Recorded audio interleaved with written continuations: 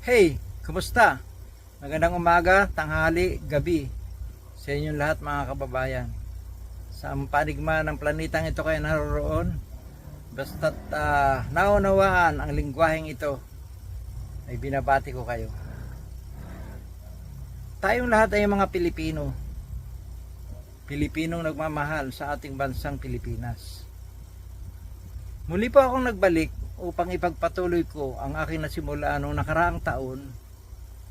Mga July 2025, nagtatagpo ako ng isang grupo, isang GC, at pinamagatan kong itong Searching for Godly and Righteous Leaders for Our Beloved Philippines by changing the rotten system into an incorruptible one.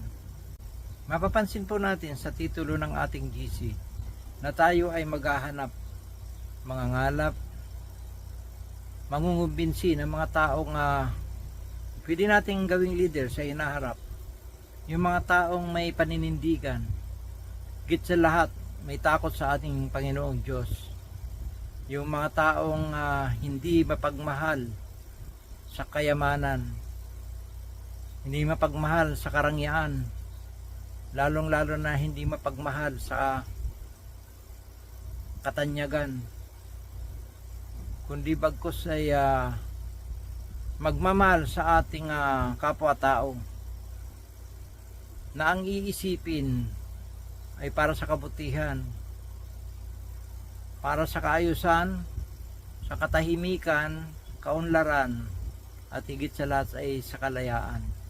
At kung minamahal mo ang inyong mga kababayan, ay magtatrabaho ka na may katapatan. Iisipin mo ang kabutihan ng iyong mga kapwa-tao, ang kaginhawahan, ang katahimikan, ang kaunlaran, na mayroong kalayaan para sa iyong mga kababayan. At bakit natin ginagawa o gagawin ito? Dahil nakikita natin na ating bayan ay lugmok na sa kahirapan, at patuloy itong malulugmok kung hindi tayo kikilos. Bagsak na bagsak ng ating ekonomiya. Ang mga mahihirap ay lalo naghihirap, samantalang ang ating mga leaders ay nagpapakasasa sa perang ating pinaghirapan. Pababayaan na lang ba natin na magpatuloy ang ganitong sitwasyon? Wala na bang paraan? Wala ba tayong gagawin? Hindi ba tayo kikilos? Hahayaan ba natin na habang buhay, na pati ang ating mga apo at kaapu-apuhan ay magdanas ng kahirapan kung hindi tayo gagalaw, kung hindi tayo kikilos? Sinasabi ng iba na nakakausap ko, ang karamihan sa kanila, na wala na raw tayong magagawa. Bakit hindi na lang daw tayo sumabay sa agos? Meron tayong magagawa. Napakalaki pa ng ating magagawa. Kasi kapag tayo nasa panig ng kabutihan, sigurado yun na tayo papatnubayan ng amang lumikha. Dahil ang kabutihan ay hindi maaaring magapi ng kasamaan. Tingnan niyo po mga kababayan, ang mga leader na namumuno sa ating bansa ay humigit kumulang sa 340,000 lang yung mga yan. Luzon, Visayas, Mindanao. Mula presidente, vice president, senator, congressman, yung mga secretaries, governor, mayors, barangay, hanggang mga barangay kagawads. Mga 340,000 lang yan, more or less. Kukunti lang po yan. Hindi pa inabot ng kalahating milyon. Ilan po tayo mga botante, yung mga adults na pwedeng pagkuhanan ng mga pwedeng mamuno sa ating bansa. Pagpalagay na po natin na meron tayong 50 million na botante. 50 million, tama. Kasi 100 plus tayo na mga Pilipino. Total ng populasyon. Kung lang po yan 0.67% lang yan. 0.67%. wala pang 1% ng 50 million. Kumbaga yung 340,000 ay sila yung mga namumuno sa ngayon. Meron po tayong 49,660,000 na pwedeng pamilihan na maging leader natin. Gusto nyo po, ilista nyo po, ayan, para makompute nyo yung 340,000 na kasalukuyang namumuno sa atin. I-divide nyo ng 50 million na mga adults, mga botante. 0.67% po. Ibig sabihin, 0.67. Ibig sabihin, 99.33% pa ang mga Pilipino na pwede nating pagpilian na mamuno sa ating bansa. Ganun po karami. Kaya hindi po imposible na hindi tayo makakuha ng matitinong leaders. At isa pa po, yung 340,000 po, hindi po lahat yan ay corrupt. Hindi po lahat yan ay mga tiwali. Meron po tayo diyang makukuha. Pagpalagay na natin na 1/3 sa kanila ay matitino. Mga nadamay lang sila ng sistema. Kasi po, pag mayroong isang sistema na kumbaga, kung parang sa computer ay corrupted na, kailangan na po yung palitan ng sistema. Pag may pumasok po diyang matino, sigurado po mahahawa yan. Mahahawa yan, yung mga 40%, 20%, nag-umpisa yan sa maliit. Yung mga unang mga leaders nun, maliit pa lang yan, mga 10%, 20%. Lumaki na lumaki po yung mga nakukurakot ng ating mga leaders. Kaya po yung ating bansa patuloy na naghihirap. Yung mga buwis po na ating na ipinataw sa atin ng gobyerno ay hindi na punta doon sa mga dapat kalagyan. Ganun po ang nangyari. At lilinawin ko po ang grupo na gusto kong palakihin, ang searching for a godly and righteous leader for our beloved Philippines. Ay neutral po tayo ha. Nasa gitna po tayo, wala po tayong partido na kinaaaniban. Hindi po tayo pula, hindi po tayo berde, hindi tayo dilaw, hindi tayo pink. Tayo po ay colorless. Sabihin na nating colorless tayo. Wala tayong kulay. Ibig sabihin po niyan, nag-uumpisa ang ating grupo sa zero. Palalawigin natin ang palalawigin, palalakihin po natin sa ating pagtutulungan na makakuha tayo ng mga leaders. Tayo na po ang bahala kung saan tayo kukuha, sa mga religious leaders, sa mga matitinong military, kahit po mga leader ng mga organisasyon matitino, na alam po natin na ang puso nila ay nasa kabutihan. Kumbaga, kinikilala nila na mayroong dakilang lumikha na siyang pinaka makapangyarihan sa lahat, na lumikha sa ating lahat, na hindi tayo magkakaganito, hindi tayo magiging tao, hindi tayo magiging pinuno kung hindi na dahil sa Kanya. At ang layunin nga po ay ang kabutihan at kaayusan, kapayapaan ng ating bayan. At ang mga taong yun na aking binabanggit na dapat nating mahikayat o makasama sa ating grupo o yung ating magiging future leaders, yun po yung mga taong may malilinis na budhi, mga taong matutuwid, mga taong may malinis sa puso at kaisipan, at talong higit ay may kinikilala siyang Diyos na sa ating lumikha.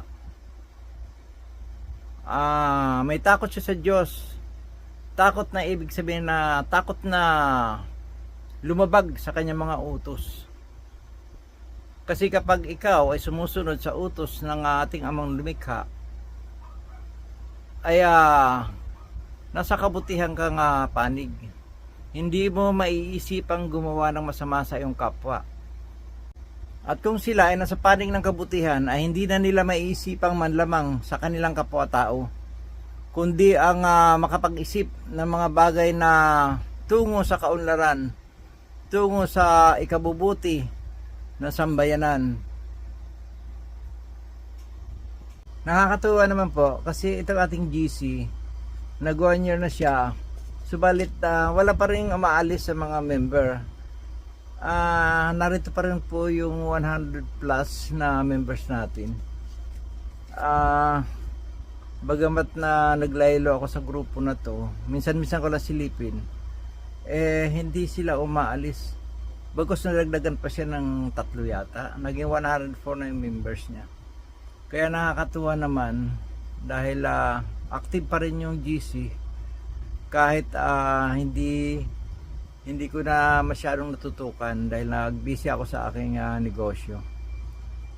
At sa ngayon po ay ayun, naisipan ko, sabi ko, para naman makagawa ng mabuti siguro pagpatuloy ko yung layunin ng grupong to.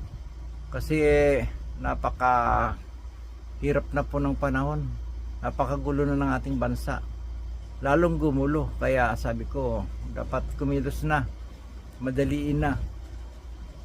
Kahit hindi tayo umabot sa 2028, kasi ganun yun maaring hindi tayo umabot ng 2028 kapag naging mabilis tayo at lumakas ang ating grupo, tapos may mga pangyayaring hindi natin inaasahan, magagamit po natin ang ating mga kababayan, ang ating magagaling na leaders na ating ma-organize para sa mamuno sa ating bansang Pilipinas. Karamihan nga po sa ating mga kasama sa ating GC na to ay mga freedom fighters. Halos mga unbox po sila, mga pure blooded. Kasi yung nga po, anti-vax tayo, antay din tayo sa CBDC, ayaw rin natin ng New World Order. Yun po yung mga katangian kung bakit yun yung mga topic po na dinidiscuss natin sa GC na to. Ang iba nga po sa mga grupo natin ay sina Brother Carlo Iway, Dr.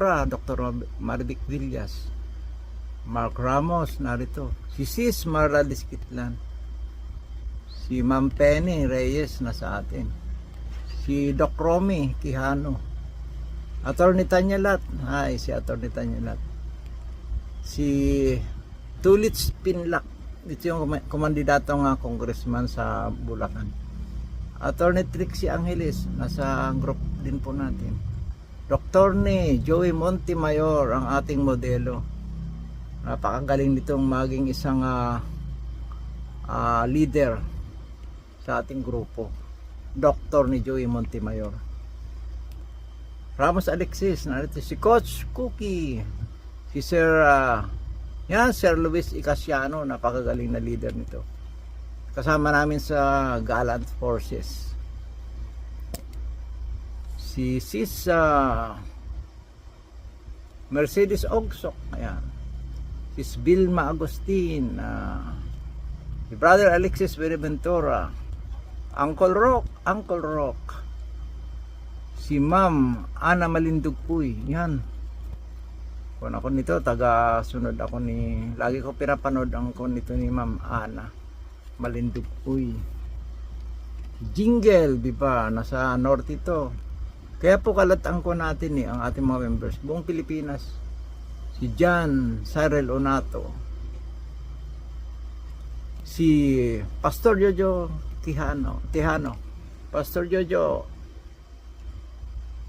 pati si Kwan, si Ma'am Lynn Agno nasa ating grupo, Mark Daniel Pasqua, Pastor Richie Abutin, yan sa Mindanao, sa Bisaya, si Ma'am Risa Mayong, Sa abroad, meron tayo sa abroad si Sir Vladimir Rasputin.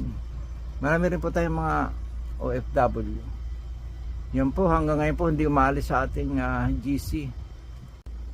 Ayun nga po, kaya natutuwa ako kasi naka 1 year na po yung GC natin. Sabalit andun pa rin ang ating mga kasamahan. Ang ating pinaglalaban ay patuloy pa rin. At ngayon nga po, tutungo tayo sa ating paghahanap ng mga matitinong leaders. Tatahakin po natin ang landas ng pagsasaayos ng ating bansa sa pamamagitan ng unang steps, ang pangangalap ng mga matitinong leaders. Then kapag malakas po ang ating grupo, gagawa na tayo ng magandang sistema, isang sistemang hindi makukurap. Kaya nakalagay din sa ating title ng GC, by changing the system, the rotten system into an incorruptible one. Ayun, kasi nabubulok ng sistema natin parang ang hirap ng ayusin. Kumbaga po sa kotse, kakarag-karag na, kailangan ng magagaling na mekaniko, hindi lang isang mekaniko. Kailangan magaling ang mekaniko upang maayos at tumakbo ng maayos ulit ang ating bansa. Parang mahirap gawin pero kakayanin natin yan. Pagpaparami, halimbawa meron tayong 1,600 plus na municipalities. Kapag nakagawa tayo ng 1,600 plus na GC na may mga piniling matitinong leaders, halimbawa yung mayor doon matino na dati, hindi na kailangan palitan. Pero yung mga corrupt lang, alam nating hindi kasama sa ating pinaglalaban. Malalaman naman natin kung sino ang member sa municipality na yon. Siya nakakaalam kung sino-sino ang mga leaders. O halimbawa, gagawa siya ng leader sa kanyang municipality dahil silang nakakakilala ng mga leaders na naroon. Ganun ang ating gagawin. Kahit mahirap, kakayanin natin yan sa tulong ng amang lumikha. Gagabayan tayo niyan. Biro mo, 1,600 towns. Gano'ng karaming GC yan. Ang isang GC, 250 plus na members. Doon napapaloob yung mga matitinong leaders.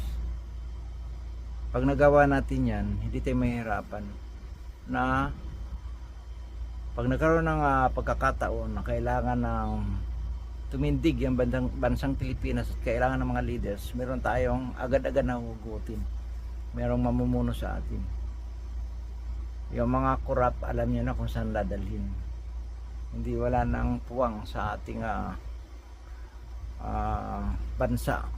Yung mga leaders na mga mapagsamantala sa kanyang mga mamamayan.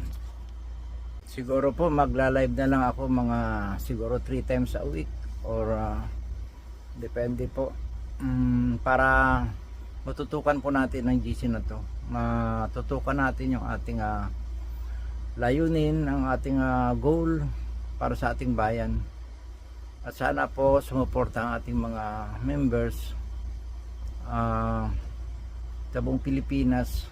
Alam ko pong napakahirap nito, parang suntok sa buwan, pero wala naman pong ibang paraan ating magagawa.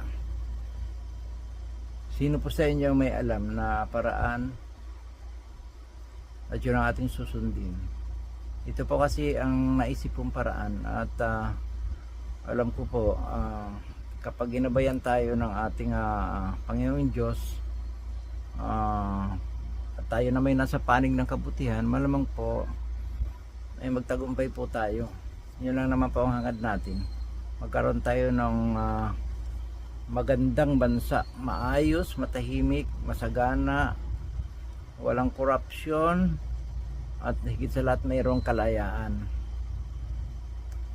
Hanggang dito na lang po siguro, at abangan niyo lang po yung mga gagawin kong live sa mga susunod na panahon. Maglalagay pa ako ng link para kung sinong gustong mag-join dito sa ating GC, open naman po tayo. Yan lang po, at maraming salamat po sa inyong lahat. Thank you.